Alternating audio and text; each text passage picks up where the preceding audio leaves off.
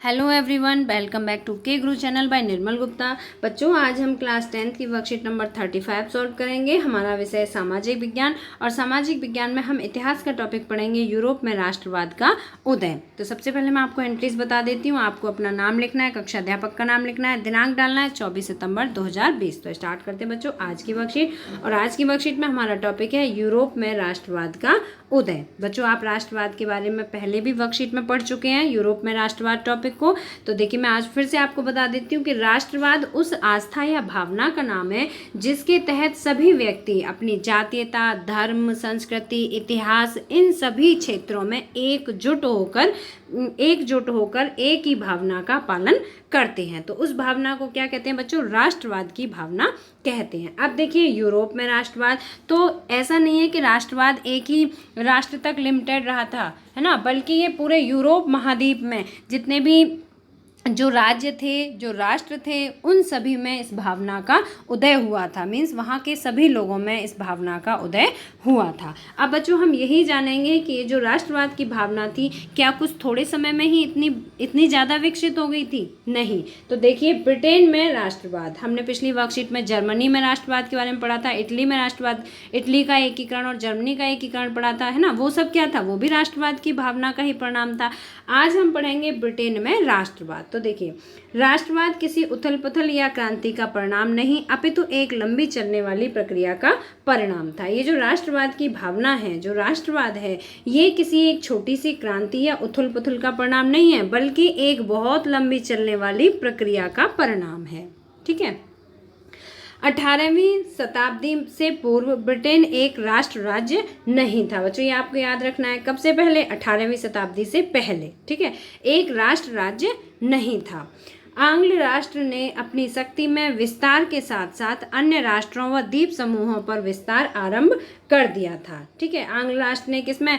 सभी राष्ट्रों पर, जो उसके आसपास के जितने भी राष्ट्र थे या जो भी द्वीप समूह थे, उन पे अपना अधिकार स्थापित कर दिया था और वहाँ तक अपना विस्तार भी आरंभ कर दिया था। इसका मतलब है कि अपने राष्ट्र में जो आसपास के राज्य थे, उनको अपने राष्ट्र में मिलाना उन्होंने आरंभ कर दिया था।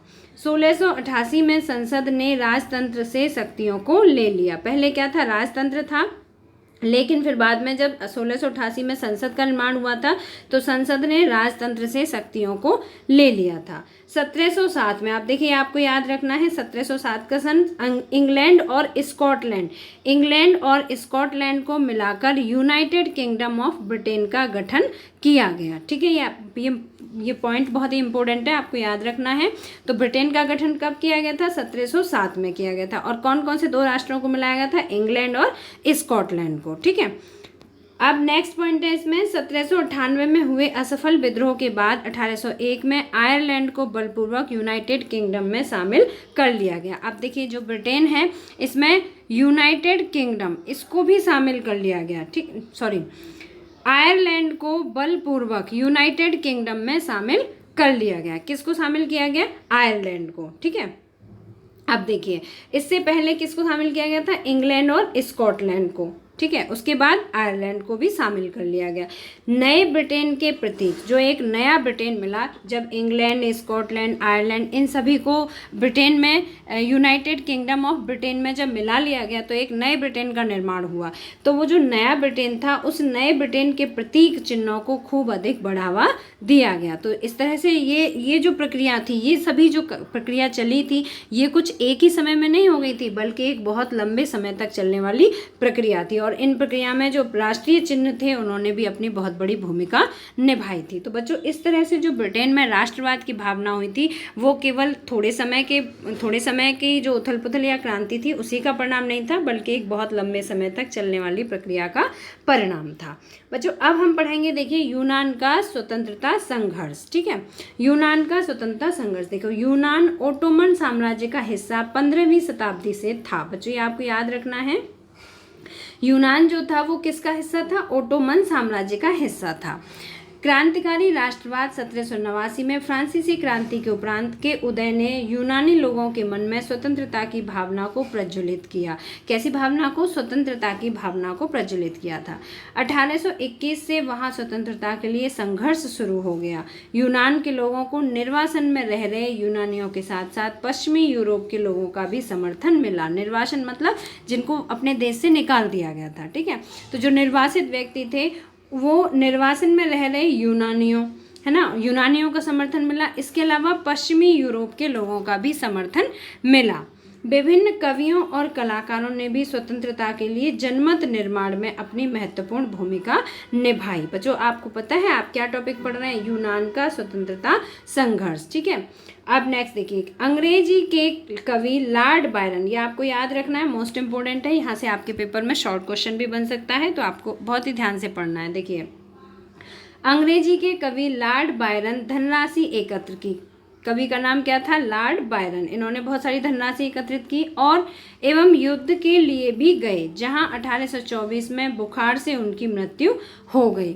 1832 में कस्तुनतुनिया की संधि ने यूनान को एक स्वतंत्र राज्य के रूप में मान्यता प्रदान कर दी। तो बच्चों किसको मान्यता मिली थी? यूनान को, ठीक है। कस्तुनतुनिया की संधि के बाद कस्तुनतुनिया की संधि ने यूनान को एक स्वतंत्र राज्य के रूप में मान्यता प्रदान कर दी, ठीक है बच्चों। तो इस तरह से ये क्या था? यूनान का स्वतंत्रता संघर्ष था। अब हम आज की वर्कशीट में पढ़ेंगे राष्ट्रवाद और साम्राज्यवाद। तो देखिए, राष्ट्रवाद और साम्राज्यवाद, इसमें एक आई थी समस्या, बाल्कन समस्या। तो देखिए, बाल्कन भौगोलिक एवं जनजातीय रूप से विभिन्नताओं का क्षेत्र था, ठीक है। इसमें आधुनिक रोमानिया, अब देखिए आपको याद रखना है बाल्कन में कौन कौन से क्षेत्र कौन कौन से मिले हुए थे। तो देखिए, रोमानिया, बल्गारिया, अल्बेनिया, ग्रीस, मकदूनिया, क्रोएशिया, स्लोवानिया, सर्बिया आदि शामिल थे, ठीक है। इन क्षेत्रों में रहने वाले मूल निवासियों को स्लाव कहा जाता था। बच्चों ये जो पहले राष्ट्र थे ये स्वतंत्र नहीं थे, ठीक है। तो ये सभी क्या थे? ये सभी मिले हुए थे, एक दूसरे में इनकी सीमाएं मिली हुई थी, है ना। तो फिर वहाँ के जो रहने वाले लोग थे, उन जो मूल निवासी थे, उनको क्या कहा जाता था? स्लाव कहा जाता था। बाल्कन क्षेत्र का एक बड़ा हिस्सा ओटोमन साम्राज्य के नियंत्रण में था। बच्चों ये जो बाल्कन के ऊपर ना मोस्ट इंपॉर्टेंट है, इसे आपको बहुत ध्यान से समझना है, ठीक है।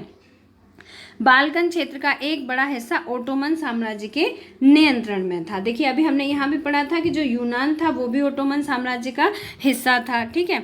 और ये बाल्कन क्षेत्र का भी एक हिस्सा ओटोमन साम्राज्य के नियंत्रण में था। बाल्कन राज्य में रोमानी राष्ट्रवाद के फैलने और ओटोमन साम्राज्य के विघटन से स्थिति काफी विस्फोटक हो गई थी। अब बच्चों देखो कैसे हुई थी? बाल्कन राज्य में रोमानी राष्ट्रवाद के फैलने से, ठीक है, रोमानी राष्ट्रवाद की भावना वहाँ फैली और ओटोमन साम्राज्य के विघटन की स्थिति से, क्योंकि ओटोमन साम्राज्य में ये मिले हुए थे, है ना। क्या क्या मिला हुआ था बच्चों? ये जो हमने पढ़े राष्ट्रों के नाम, ये सभी भी ओटोमन साम्राज्य में मिले हुए थे, ठीक है। इसके बाद नेक्स्ट देखिए, ओटोमन साम्राज्य के विघटन से स्थिति काफ़ी विस्फोटक हो गई। एक के बाद एक उसके अधीन यूरोपीय राष्ट्रीयताएं उसके चंगुल से निकलकर स्वतंत्रता की घोषणाएं करने लगी। एक के बाद एक, मतलब पहले एक राष्ट्र ने जो है क्रांति की, है ना, वो यूरोपीय राष्ट्रीयता इसने घोषणा की कि हम स्वतंत्र होंगे, फिर उसके बाद दूसरी, फिर तीसरी, फिर चौथी। तो इस तरह से सभी में एक साथ राष्ट्रवाद की भावना फैल गई थी। जैसे विभिन्न स्लाव राष्ट्रीय समूहों ने अपनी पहचान और स्वतंत्रता की परिभाषा तय करने की कोशिश की। बाल्कन क्षेत्र गहरे टकराव का क्षेत्र बन गया। कैसा बन गया? बहुत गहरे टकराव का क्षेत्र बन गया था। हर एक बाल्कन प्रदेश अपने लिए ज़्यादा इलाके की चाह रखता था। जो बाल्कन प्रदेश थे वो क्या चाहते थे? वो ज़्यादा से ज़्यादा इलाके की इच्छा रखते थे। इस समय यूरोपीय शक्तियों के बीच इस क्षेत्र पर कब्जा जमाने के लिए यूरोपीय शक्तियों के मध्य जबरदस्त प्रतिस्पर्धा रही, है ना। कैसे रही? कि जो यूरोपीय शक्तियां थीं वो सभी चाहने लगीं कि जो बाल्कन क्षेत्र है इस पर हम अपना कब्जा जमाएं, ठीक है। तो क्या हुआ? उनके बीच में बहुत अधिक प्रतिस्पर्धा रही, मतलब बहुत ज़्यादा कंपटीशन हो गया। एक चाह रहा है राष्ट्र कि मैं इस पर अपना अधिकार करूं, तो दूसरा भी चाह रहा है। तो इस तरह से बहुत ज़्यादा कंपटीशन हो गया सभी राष्ट्रों के बीच में, जिससे यह समस्या गहराती चली गई व जिस कारण यहाँ विभिन्न युद्ध हुए, ठीक है बच्चों। इस कारण से क्या हुआ? बहुत सारे युद्ध हुए और इसकी परिणति प्रथम विश्व युद्ध के रूप में हुई। इसका परिणाम क्या था? प्रथम विश्व युद्ध इसका परिणाम के रूप में दिखाई दिया। अब देखिए इस वर्कशीट पर आधारित यहाँ पे प्रश्न पूछे गए हैं। तो पहला प्रश्न है, यदि आप कवि लॉर्ड बायरन की जगह होते। अभी हमने पढ़ा था यहाँ पर एक अंग्रेजी के कवि थे, कवि लॉर्ड बायरन, है ना। बायरन की जगह होते तो यूनान के स्वतंत्रता संघर्ष में किस प्रकार की भूमिका निभाते। तो बच्चों देखो मैंने यहाँ पर लिखित रूप में आपको सभी प्रश्नों के आंसर दिखाने हैं। पहला प्रश्न का आंसर है, यूनान का स्वतंत्रता संग्राम एक महत्वपूर्ण घटना थी। लॉर्ड बायरन जो कि अंग्रेजी कवि थे, उन्होंने इस संग्राम के लिए न केवल धन इकट्ठा किया बल्कि युद्ध लड़ने भी गए। ठीक है, केवल ऐसा ही नहीं कि उन्होंने धन ही इकट्ठा किया हो, बल्कि वो युद्ध लड़ने भी गए। अगर मैं उनकी जगह होती, यहाँ पूछा गया है कि यदि आप लॉर्ड बायरन की जगह होते तो क्या करते, है ना, किस प्रकार अपना रोल निभाते। तो देखिए मैंने यहाँ लिखा है, अगर मैं उनकी जगह होती तो अपने राष्ट्र की सेवा बायरन की तरह ही करती, तन मन धन से पूरी तरह राष्ट्र के प्रति समर्पित होती। ठीक है बच्चों, मुझे उम्मीद है कि आप भी, अगर आप बायरन की जगह पर होते तो आप भी अपने राष्ट्र के प्रति पूर्ण रूपेण समर्पित होते, जिस प्रकार से बायरन समर्पित थे। ठीक है, अब प्रश्न नंबर 2 देखिए, ब्रिटेन का राष्ट्रवाद किसी उथल पुथल या क्रांति का नहीं अपितु एक लंबी चलने वाली प्रक्रिया का परिणाम था। ये कथन आपको याद रहना चाहिए जब भी आप ब्रिटेन का राष्ट्रवाद के बारे में आप लिखेंगे, ठीक है, या ब्रिटेन के एकीकरण के बारे में या ब्रिटेन का राष्ट्रवाद, तो आपको ये कथन ज़रूर लिखना है उसके आंसर में। तो इसका प्रश्न है, इसकी विवेचना कीजिए। ये जो कथन है इसकी विवेचना कीजिए। तो आंसर देखिए, 18वीं शताब्दी से पूर्व ब्रिटेन एक राष्ट्र राज्य नहीं था। राष्ट्रवाद की भावना या क्रांति लंबे समय तक चली। 1688 में संसद ने राजतंत्र से शक्तियों को ले लिया। 1707 में इंग्लैंड और स्कॉटलैंड को मिलाकर यूनाइटेड किंगडम ऑफ ब्रिटेन का गठन किया गया। अब बच्चों देखो ये जो पॉइंट है, अभी और भी है आंसर, ये जो पॉइंट है यहाँ जो लिखा हुआ है, जहाँ से जैसे सन स्टार्ट हो रहा है, जैसे यहाँ से 1668 है, तो यहाँ पे आप पॉइंट डाल के भी लिख सकते हैं। ठीक है, पॉइंट 1 डाल दिया, यहाँ आपने पॉइंट 2 डाल दिया, है ना। तो जहाँ से सन लिखे हुए हैं वहाँ से आप पॉइंट डाल के भी लिख सकते हैं, अगर पॉइंट से आपको इजीली लर्न हो जाएगा। तो सेकंड पॉइंट था इसमें, 1707 में इंग्लैंड और स्कॉटलैंड को मिलाकर यूनाइटेड किंगडम ऑफ ब्रिटेन का गठन किया गया। इसके बाद 1798 में कुछ विद्रोह हुए जो असफल रहे, है ना, फिर उसके बाद 1801 में आयरलैंड को भी बलपूर्वक किंगडम में शामिल कर लिया गया। अब देखिए यहाँ से 1801 जहाँ से स्टार्ट हो रहा है, यहाँ से आप थर्ड पॉइंट डाल सकते हैं। ठीक है, किंगडम में शामिल कर लिया गया तथा नए ब्रिटेन के प्रतीक चिन्हों को खूब बढ़ावा दिया गया। इस प्रकार ब्रिटेन में राष्ट्रवाद किसी क्रांति का परिणाम नहीं बल्कि एक लंबी चलने वाली प्रक्रिया थी। इसके बाद क्वेश्चन नंबर 3 है, बाल्कन राज्यों की स्थिति पर एक संक्षिप्त नोट लिखिए। जो बाल्कन राज्य थे उनके बारे में आपको बताना है। अभी हमने पढ़ा था बाल्कन में कौन कौन से राज्य शामिल थे। तो देखिए, बाल्कन भौगोलिक एवं नृजातीय रूप में विभिन्नताओं का क्षेत्र था। बाल्कन में आधुनिक रोमानिया, बल्गारिया, अल्बेनिया, ग्रीस, मकदूनिया आदि शामिल थे। ये तो हमने यहाँ बताया कि वो कौन कौन से राज्य थे जो सभी शामिल थे। अब देखिए, बाल्कन क्षेत्र एक बड़ा हिस्सा ओटोमन साम्राज्य के नियंत्रण में था। बाल्कन क्षेत्र का एक बहुत बड़ा हिस्सा ओटोमन साम्राज्य के नियंत्रण में था। बाल्कन क्षेत्र धीरे धीरे गहरे टकराव का क्षेत्र बन गया था। यूरोपीय शक्तियों के बीच इस क्षेत्र पर अधिकार करने की प्रतिस्पर्धा हो गई थी। मतलब जितने भी यूरोपीय राष्ट्र थे वो सभी बाल्कन क्षेत्र पर अपना अधिकार जमाना चाहते थे, है ना। तो उनमें आपस में बहुत कॉम्पिटिशन हो गया था और यह समस्या इतनी गहरी हो गई कि इसकी परिणति प्रथम विश्व युद्ध के रूप में हुई। तो बच्चों इस तरह से ये क्या था, बाल्कन का इतिहास था। ठीक है, बाल्कन राज्यों की स्थिति थी। अब प्रश्न नंबर 4 देखते हैं। प्रश्न नंबर 4 है, 1789 के पश्चात क्रांतिकारी राष्ट्रवाद के उदय ने किस प्रकार यूनानी स्वतंत्रता संघर्ष तथा बाल्कन राज्यों में स्वतंत्रता के संघर्ष को प्रेरित किया था। जो 1789 की जो क्रांति हुई थी उस क्रांति ने राष्ट्रवाद की भावना को फैलाया, है ना। और वो जो राष्ट्रवाद की भावना थी उससे क्या हुआ, यूनानी स्वतंत्रता संघर्ष और बाल्कन राज्य जो अभी हमने पढ़े थे, बाल्कन राज्य, तो वो सभी भी अपनी स्वतंत्रता के लिए लड़ने लगे थे। कैसे वो प्रेरित हुए थे, तो इसका आंसर देखिए, 1789 में फ्रांसीसी क्रांति के उपरांत क्रांतिकारी राष्ट्रवाद की भावना ने यूनानी लोगों के मन में स्वतंत्रता की भावना को प्रेरित किया। ठीक है। कहाँ से भावना उनके अंदर, उनके मन में कहाँ से इस भावना का उदय हुआ? 1789 की जो फ्रांसीसी क्रांति हुई थी उसके पश्चात, ठीक है।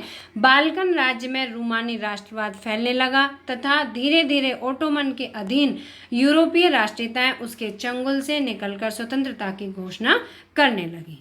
ठीक है बच्चों, मुझे उम्मीद है कि आपको आज की वर्कशीट पूरी अच्छी तरह से समझ में आ गई होगी। अगर आपको वीडियो पसंद आया तो लाइक करना, अपने फ्रेंड्स के साथ शेयर करना, और अगर अभी तक आपने सब्सक्राइब नहीं किया तो हमारे चैनल को सब्सक्राइब जरूर करना। मिलते हैं फिर इसी तरह की नेक्स्ट एजुकेशनल वीडियो में। Till then bye bye, good luck to all of you.